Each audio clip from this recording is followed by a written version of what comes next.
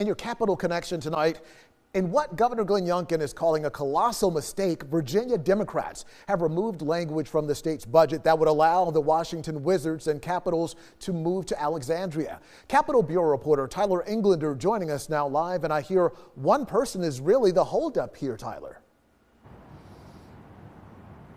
Well, Eric, that's right. State Senator Louise Lucas of Portsmouth has been a very vocal opponent of this proposed arena deal ever since it was announced in December. Lucas using her power to kill several bills in the Senate, and now she's removed the arena from the state's budget, effectively ensuring it won't become a reality.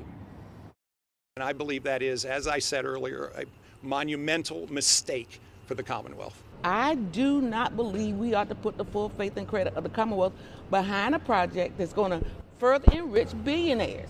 If they want this project, pay for it. Tonight, an upset Governor Glenn Youngkin challenging Virginia Democrats to change their minds and include language in the state's budget to allow the Washington Wizards and Capitals to build a new arena in Alexandria. It creates 30,000 jobs and generates $12 billion of economic impact for the Commonwealth of Virginia. Billions in direct cash flow that flows right back into important priorities. However, with 2 days left in the legislative session, that appears unlikely. Why? One person, State Senator Louise Lucas. There is a broad bipartisan group of House leadership and Senate leadership that want to move forward.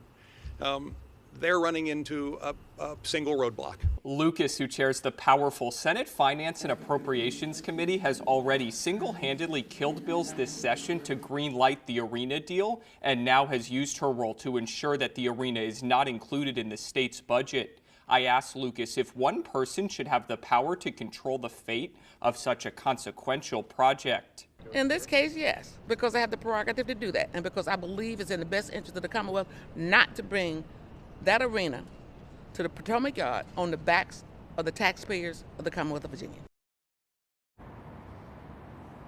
And now Governor Glenn Youngkin still has several options. He can amend the state's budget. However, that would still need Democratic approval when the General Assembly reconvenes in April. The governor can also call a special session. However, Youngkin telling reporters today he wants lawmakers to include the arena in the current budget before they leave town on Saturday.